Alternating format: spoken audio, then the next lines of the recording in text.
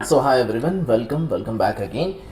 अब तक हमने देख लिया, यूज़र ने प्रॉम्प्ट डाल दिया है, प्रॉम्प्ट को हमने टोकन्स में स्प्लिट कर लिया है। टोकन्स में स्प्लिट करने के बाद आज की क्लास में हम सीखने वाले होंगे, this is called is embedding. Embedding का मतलब क्या होता है कि हमारे पास जो भी टोकन्स मिले हुए हैं वो टोकन्स एक पर्टिकुलर टेक्स्ट का ही छोटा सा चंक है। अब उस चंक को हमें क्या करना है, नंबर्स से डिनोट करना स्टार्ट करना है। ठीक है, हम लोग क्या करेंगे, उसको पर्टिकुलरली नंबर से डिनोट कर देंगे। अब इससे क्या फ़ायदा होगा, इससे फ़ायदा ये होगा कि हमारा जो कंप्यूटर है उसको कंप्लीट टेक्स्ट एनालाइजेशन करने की ज़रूरत नहीं होगी, उसको डायरेक्टली नंबर्स मिल रहे होंगे। ठीक है, और कंप्यूटर्स जो है नंबर्स के साथ ज़्यादा अच्छे से फेमिलियर होते हैं एज़ कम्पेयर टू टेक्स्ट के साथ फेमिलियराइजेशन। ठीक है, टेक्स्ट कंपैरिजन करना ज़्यादा हार्ड होता है या स्ट्रिंग कंपैरिजन करना हार्ड होता है, क्योंकि string could be you say that upper case lower case. String के अंदर में कहीं ना कहीं आप कह सकते हो कि कुछ बीच के जो भी वर्ड्स है वो अपर केस हो गए या कुछ बीच के वर्ड्स है जो लोअर केस हो गए। इन दैट केस अगर हमने उसको किसी नंबर से डिनोट करना स्टार्ट कर दिया ना, तो हमारे लिए क्या हो जाएगा, चीज़ें ईजी हो जाएगा कंपैरिजन करने में, क्योंकि टेक्स्ट कंपैरिजन ज़्यादा हार्ड होता है as comparison to the number comparison. ठीक है, तो अब हम आज की क्लास में ये सीखेंगे कि ये नंबर कंपैरिजन होता कैसे, इसको पता कैसे चलता है कि कौन सा नंबर्स क्या है। ठीक है, और इस प्रोसेस को कैसे करके किया जाता है by the LLM models. Okay, so let us understand this. So yeah we were in the last step in the sense last video के अंदर में हमने इस स्टेप तक कंप्लीट किया था and the step was about embedding. So what was embedding is कि आपके पास यहाँ पे क्या आ चुका है, आपके पास यहाँ पे कुछ वर्ड्स आ चुके हैं। जैसे कि आप यहाँ पे देख सकते हो, वर्ड है आपके पास न्यूयॉर्क, वर्ड है आपके पास पैरिस, वर्ड है आपके पास एनिमल, हॉर्स। हमारे पास यहाँ पे एक एम्बेडिंग मॉडल होगा। ये क्या होता है, इसको हम बोलते हैं ट्रांसफॉर्मर। ठीक है, ये ट्रांसफॉर्मर है, ट्रांसफॉर्मर। ठीक है, यहाँ पे आपके पास क्या होने वाला होगा, कोई भी आपने वर्ड लिखा है, ये वर्ड इस ट्रांसफॉर्मर से गुजरता हुआ जब भी जाएगा, ये ट्रांसफॉर्मर इसको कुछ ना कुछ लिस्ट ऑफ नंबर से डिनोट करना स्टार्ट करवा देगा। इस प्रोसेस को यहाँ पे वेक्टर एम्बेडिंग्स कहा जाता है। This process is called as vector embeddings. क्यों वेक्टर है, क्या रीज़न है इनको वेक्टर बोलने का, ये सब कुछ हम आज की क्लास में समझने वाले होंगे। ठीक है, तो अब तक आपने देख लिया होगा कि ये नंबर्स हैं। ठीक है, इस साइड जो हमें मिल रहा है यहाँ पे, this is the output of this particular word. आपके पास कोई भी वर्ड है, ठीक है, वर्ड है हमारे पास न्यूयॉर्क, न्यूयॉर्क का ये हमारे पास रैंडम नंबर्स है। क्या सर हमेशा यही रैंडम नंबर्स रहेंगे? नहीं, डिफरेंट हो सकते हैं। Different LLM models different transformers का यूज़ करते हैं, तो हर ट्रांसफॉर्मर अपना अलग अलग नंबर्स जनरेट करेगा। ठीक है, कंप्यूटर्स को वर्ड समझ में नहीं आता। क्यों नहीं आता, मैंने आपको स्टार्टिंग में बता दिया, क्योंकि हो सकता है कि आपने कुछ वर्ड लिखे हो जिसमें लिखो, मान के चलो एलिफेंट लिखा है, तो एलिफेंट आप नॉर्मली ऐसे भी लिख सकते हो। ठीक है, या फिर एलिफेंट आप ऐसे भी लिख सकते हो।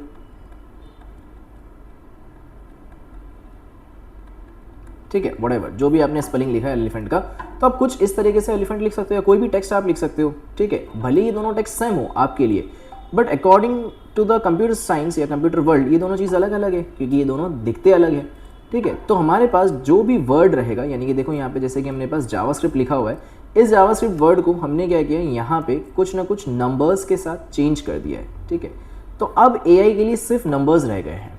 ठीक है, अब AI के लिए ये चीज़ क्या रह गई है, सिर्फ और सिर्फ एक नंबर्स रह गए हैं। ठीक है, तो AI को अब जो चीज़ समझ में आ रही है यहाँ से, वो सिर्फ एक नंबर्स है, जैसे कि 0.32, 0.51, 0.78, इस तरीके के कुछ ना कुछ नंबर्स हैं हमारे पास। चलो अब आगे देखते हैं कि आगे क्या होने वाला होगा इस पर्टिकुलर के साथ।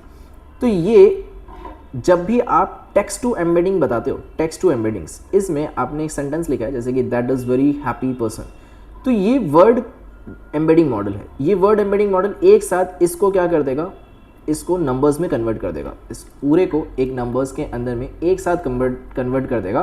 That is this is very happy person, that is okay.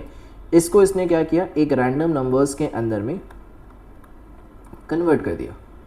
This is a happy person, इसको भी कन्वर्ट कर दिया, इसको भी कन्वर्ट कर दिया, इसको भी कन्वर्ट कर दिया। सारे के नंबर्स अलग अलग होंगे, यानी कि आपके पास जो टेक्स्ट है वो टेक्स्ट एक वेक्टर में अंदर में कन्वर्ट हो गया है। ठीक है, तो AI एक्चुअली देखता क्या है, ठीक है, AI एक्चुअली ये देखता है कि जो ये AI जो है ना, इसने वर्ड यूज़ किया है हमने वेक्टर एम्बेडिंग्स, इसमें हमने वर्ड यूज़ किया है वेक्टर एम्बेडिंग्स। अब वेक्टर वर्ड जो है ये आपने बचपन में पहले भी कहीं ना कहीं सुना होगा जब आप मैथ्स करते थे, अगर आपको याद होगा। ठीक है, मैथ्स या फिजिक्स जब आप करते थे तो ये वर्ड आपने पहले भी कहीं ना कहीं सुना है। वेक्टर एम्बेडिंग्स से पहले वेक्टर वर्ड आपने कहीं ना कहीं सुना है। वेक्टर जो है इसके पास तो डायरेक्शन होता है, वेक्टर के पास तो डायरेक्शन था। अगर हम फिजिक्स पढ़ के आए हैं कभी ना कभी तो हमें याद होगा वेक्टर्स के पास कहीं ना कहीं डायरेक्शन होता था। तो यहाँ पे वर्ड्स के बीच में कोई डायरेक्शन नहीं होता, हमें वर्ड्स के बीच में सिमिलैरिटी ढूंढनी होती है, ठीक है, जिसको हम इंडियन वे में या फिर जर्मन इंग्लिश में ये कहते हैं कि हम सिनोनिम्स ढूंढते हैं। सिनोनिम्स का मतलब क्या होता है कि आपके पास जो वर्ड बोला जा रहा है उस वर्ड से मिलता जुलता वर्ड या उस तरीके का और भी मिलता जुलता जो भी वर्ड्स है उनको आप एक ग्रुप, एक क्लस्टर बनाना स्टार्ट करोगे, ठीक है। तो एआई डायरेक्शन नहीं देखता, एआई क्या करेगा, एआई वेक्टर्स के बीच डिस्टेंस और सिमिलरिटी कैलकुलेट करता है। इमेजिन करो कि आपके पास एक बहुत बड़ी सी 3D स्पेस है, उस 3D स्पेस में आपके पास अलग अलग वर्ड्स है, कैट है, डॉग है, कार है, व्हीकल है, ठीक है, आपके पास बाइक है, आपके पास जेब्रा है, हॉर्स है। तो ये जो जेब्रा, हॉर्स, कैट वगैरह जो है ना, ये एक साइड आना स्टार्ट हो जाएंगे, वहीं पे कार, व्हीकल, बाइक ये सब एक जगह आना स्टार्ट हो जाएंगे, क्योंकि ये एक ग्रुप है और वो एक और ग्रुप है। तो इन ग्रुप्स को आप साथ में रखना चाहोगे, जो कि हॉर्स हो जाएगा, ठीक है, वो इसके आसपास कहीं ना कहीं आपको दिखाई देगा, ठीक है। या फिर मान लो आपके पास रैट है, तो ये लोग का जो ग्रुप है ना ये इधर पे रह रहा है, वेरस इनका ग्रुप जो है इससे बहुत दूर है। कार यहाँ पे हो जाएगा, मान लो बाइक यहाँ पे है, ठीक है, या फिर मान लो आपके पास स्कूटी है, तो ये स्कूटी इस जगह पे मिल रहा है आपको। तो एक बहुत बड़े 3D स्पेस में इन लोगों ने अपने अलग अलग क्या बना लिए, क्लस्टर्स बनाना स्टार्ट किए, जहाँ पे डॉग और जो कैट है ना वो तो पास पास है, ठीक है, डॉग जो है और कैट जो है वो बहुत पास पास है, कार बहुत दूर है, इसलिए एआई समझता है डॉग और कैट बहुत ही सेम चीज़ है, ठीक है। एआई को ऐसा लगेगा कि जो डॉग है और जो कैट है ये दोनों बहुत सेम चीज़ है, वेरस डॉग और कार ये दोनों बहुत सिमिलरिटी मैच नहीं करते, ये बहुत दूर है, ठीक है, ये आपस में बहुत दूर है। इसके पीछे जो मैथमेटिक्स बनती है वो मैथमेटिक्स कहलाती है हमारे पास कोसाइन सिमिलरिटी सर्च। कोसाइन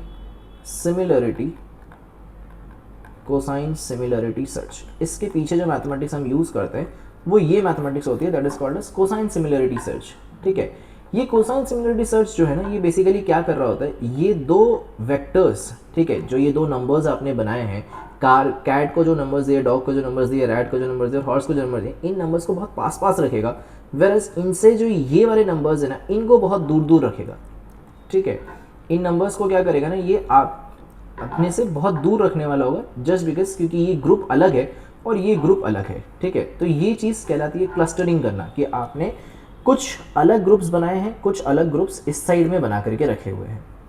तो बेसिकली क्या होता है कि जो मैथ्स है उसमें जब आपने ये वर्ड सुना था वेक्टर, उस टाइम पे वेक्टर के पास दो चीज़ें होती थी, वेक्टर के पास मैग्नीट्यूड होता था और वेक्टर के पास डायरेक्शन भी होती थी, ठीक है, राइट। तो यहाँ पे एआई के अंदर में वेक्टर्स के बीच हम डिस्टेंस और सिमिलरिटीज़ को कंपेयर कर रहे होंगे, ना कि देयर इज़ अ डायरेक्शन। हाँ, हमारे पास यहाँ पे भी डायरेक्शन रहेंगे, बट वो जो डायरेक्शन है ना वो डायरेक्शन आपको उससे मिलता जुलता डायरेक्शन बता रहा होगा। जैसे मान के चलो आपने किंग लिखा है, किंग को आपने एक नंबर असाइन किया, नंबर दिया 2,5, ठीक है, किंग को जो आपने नंबर दिया है वो दिया है आपने 2,5।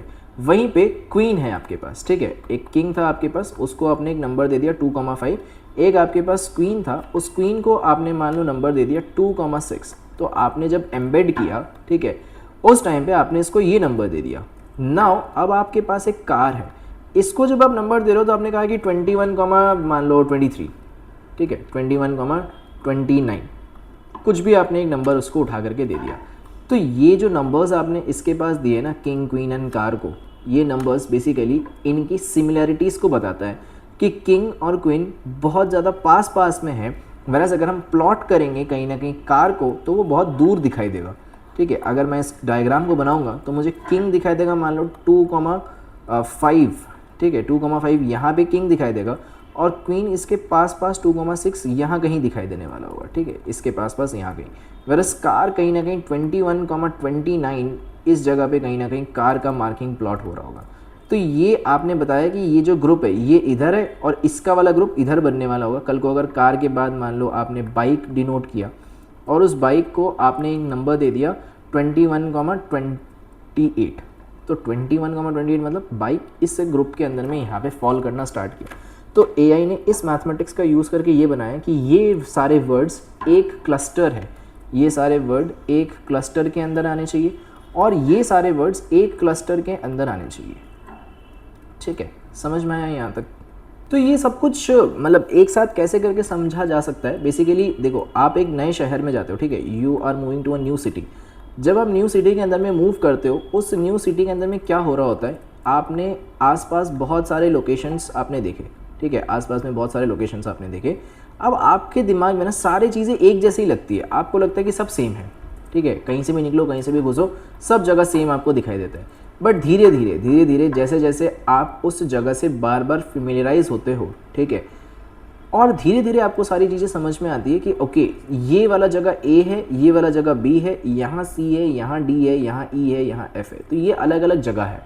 इस प्रोसेस को हम लोग बोलते हैं बैक प्रोपगेशन एआई के अंदर में, ठीक है, बैक प्रोपगेशन। इससे क्या होता है कि स्टार्टिंग में मान के चलो हमें एक नंबर दिया गया, ठीक है, हमने जब एम्बेडिंग किया तो आपके मन में ऐसा आ सकता है कि मैंने एक वर्ड लिखा था आई, इसको आपने मान लो 0.1 से डिनोट कर दिया, ठीक है। इसके बाद आपके पास एक वर्ड आया मान लो लव, इसको आपने एक पर्टिकुलर दूसरे किसी वर्ड के साथ डिनोट कर दिया 0.2 के साथ। अब आपको लगेंगे ये दोनों वर्ड्स तो बहुत पास पास में है, तो अब आप इस चीज़ को बार बार करते जाओगे, ठीक है, रिपीटेडली आप इस चीज़ को बार बार करते जाओगे। जैसे आप बार बार इस चीज़ को करते जाओगे, हर बार एक नया नंबर आएगा।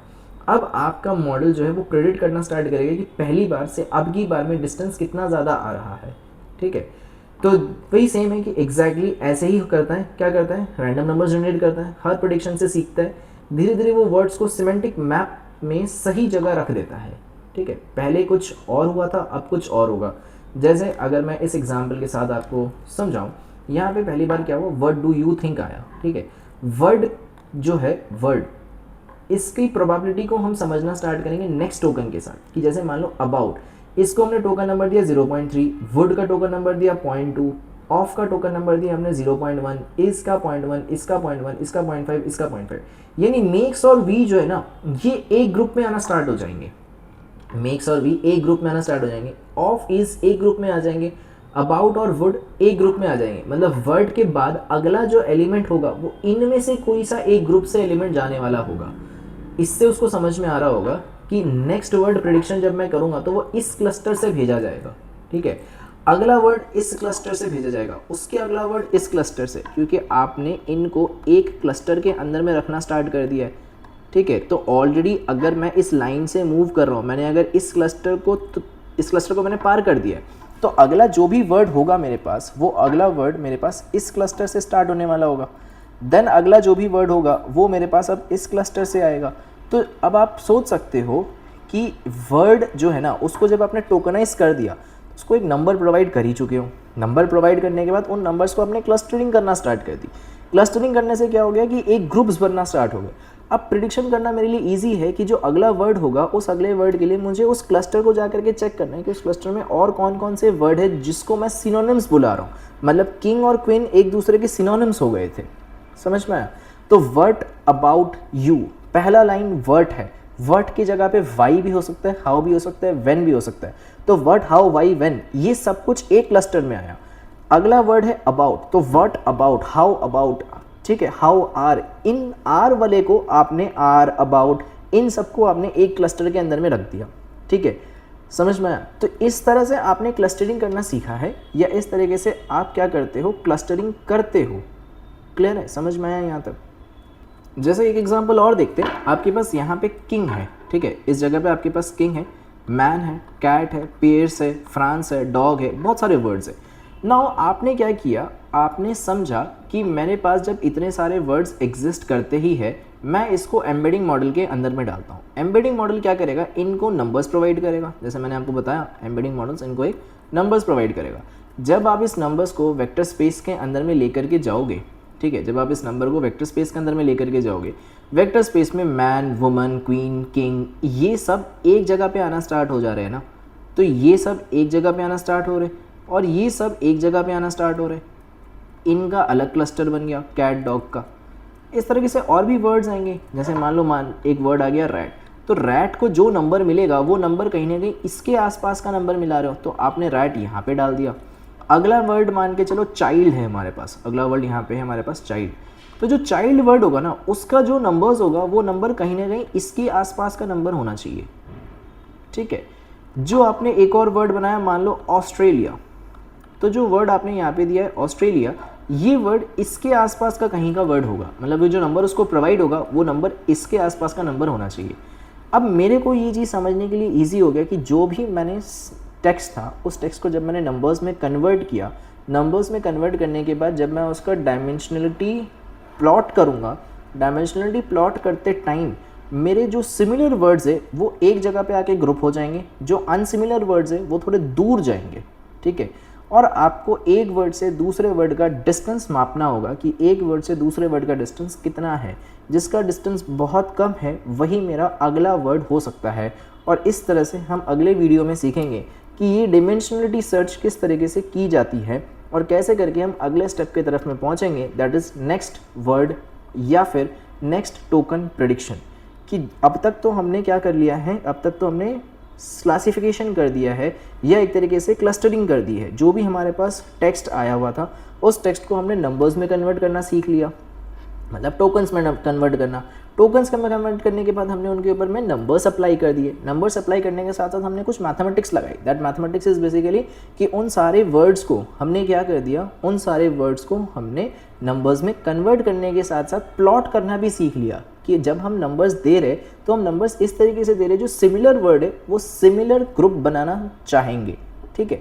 इससे क्या होगा, इससे हम नेक्स्ट वर्ड प्रेडिक्ट कर पाएंगे कि जो अगला वर्ड आएगा, अगला वर्ड अगले क्लस्टर से आने वाला होगा। Okay, so that's it for today. In the next video we will gonna understand what could be the next word. Okay, bye bye.